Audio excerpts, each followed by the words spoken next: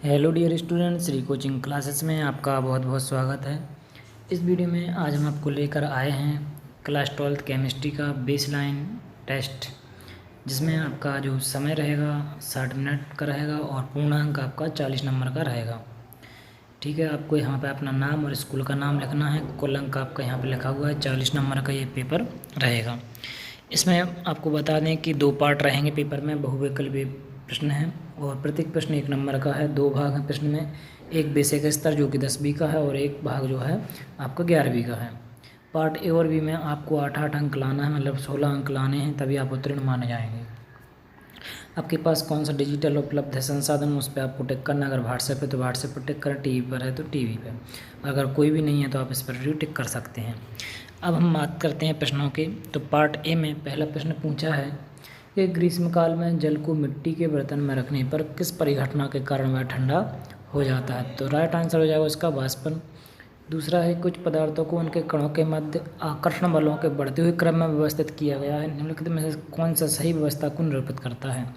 तो आकर्षण बल के बढ़ते हुए क्रम में आप देख सकते हैं कि ऑक्सीजन जो गैस है उसमें सबसे कम आकर्षण, उससे ज़्यादा आकर्षण जल में और सबसे ज़्यादा शर्करा में होता है। इस प्रकार से राइट आंसर इसका हो जाएगा सी। तीसरा प्रश्न है कि निम्नलिखित में से कौन सममांगी प्रकृति का है। तो राइट आंसर हो जाएगा बर्फ एक सममांगी प्रकृति का होता है। इसके बाद हम बात करते हैं प्रश्न क्रमांक 4 की, जिसमें पूछा है कि निम्नलिखित में से रासायनिक परिवर्तन है। तो लोहे में जंग लगना रासायनिक परिवर्तन है। ठीक है, इसके बाद सोडियम का रासायनिक प्रतीक तो Na, यहाँ पर Na कैपिटल दिया हुआ है तो आपको ये A स्मॉल है, ये राइट आंसर हो जाएगा। वैसे आपको टिक करना है तो ये हो जाएगा सही। ठीक है, प्रश्न क्रमांक 6 है रदरफोर्ड के अल्फा कण परिकीर्णन के प्रयोग के परिणामस्वरूप खोज किया गया था। तो परमाणु में नाभिक की खोज की गई थी, रदरफोर्ड ने जो की थी। अगर आप चैनल पर नए हैं तो चैनल को सब्सक्राइब जरूर कर लें, जिससे आपको आने वाला वीडियो समय से मिल सके। ठीक है, और अगर आपको वीडियो पसंद आ रहा हो तो आप वीडियो को लाइक शेयर जरूर करें। प्रश्न क्रमांक 7 है कि एल्यूमिनियम के एक परमाणु में इलेक्ट्रॉनों का वितरण होता है। एल्यूमिनियम का परमाणु क्रमांक 13 होता है, जिसमें वितरण होता है 2, 8, 3। आपका पहला इसका आंसर सही हो जाएगा। प्रश्न क्रमांक 8 है कि एक बीकर में 3.42 ग्राम सुक्रोज 18 ग्राम जल में विलय किया जाता है। तो विलयन में उपस्थित ऑक्सीजन परमाणु की संख्या है। तो इसका राइट आंसर हो जाएगा 6.09 10⁻22। ठीक है, इसके बाद बात करते हैं प्रश्न क्रमांक 9 की। और प्रश्न क्रमांक 9 में पूछा है कि एक तत्व X में इलेक्ट्रॉनों की संख्या 15 है और न्यूट्रॉनों की 16 है। तो कौन सा तत्व का सही प्रदर्शन है। तो आपका राइट आंसर हो जाएगा ए वाला। इसमें प्रोटॉन की संख्या ही 15 होगी और इसका भार 31 हो जाएगा, क्योंकि न्यूट्रॉन की संख्या और प्रोटॉन की संख्या को जोड़ने पर आपका भार बनता है। प्रश्न क्रमांक 10 है कि निम्नलिखित इलेक्ट्रॉनों में से कौन सा बोर मॉडल का सही प्रदर्शन नहीं करता। तो आपको पता है कि जो सही प्रदर्शन होता है वो 2, 8, 8 होता है।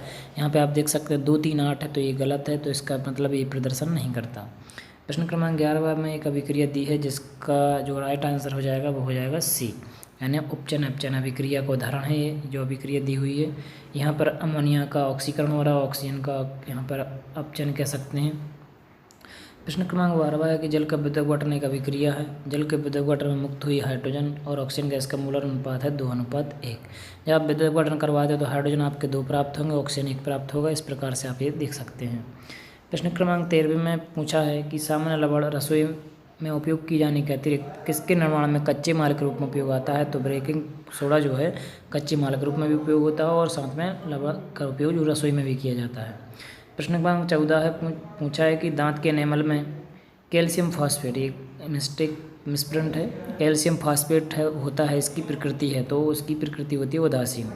15वां प्रश्न है कि निम्नलिखित में कौन आयनिक यौगिक नहीं है। तो आपका KCl भी आयनिक है, HCl भी आयनिक है, NaCl भी आयनिक है। तो आपका आयनिक यौगिक कौन सा नहीं है, CCl4, ये सहसंयोजक यौगिक है। इसके बाद प्रश्न क्रमांक 16 की बात करें तो धातुएं सामान्यतः क्षारीय ऑक्साइड बनाते हैं।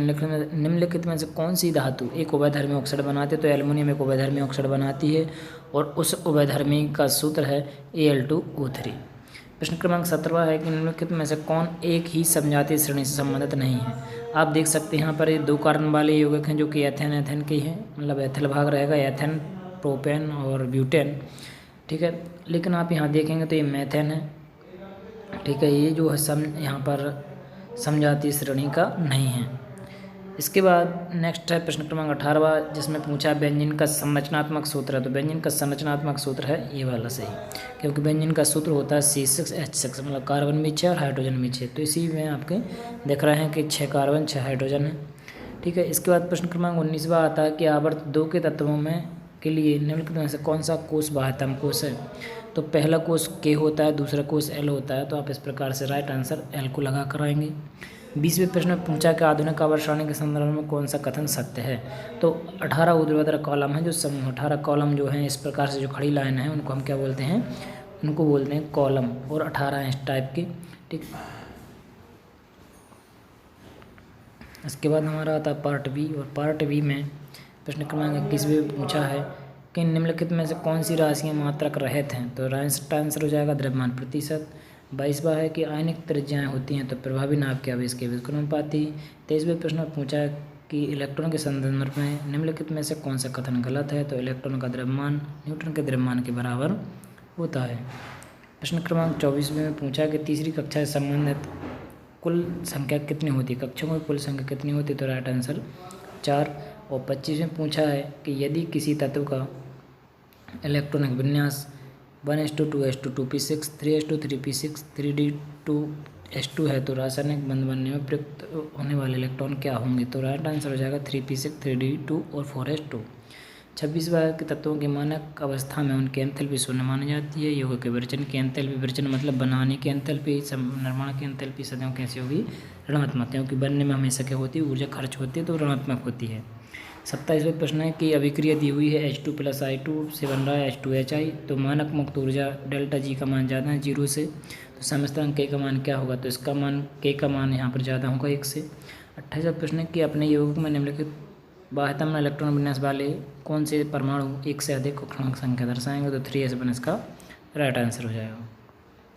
29वां है कि शुष्क बर्फ है तो शुष्क बर्फ कहते हैं ठोस CO2 को, तो इसका राइट आंसर C।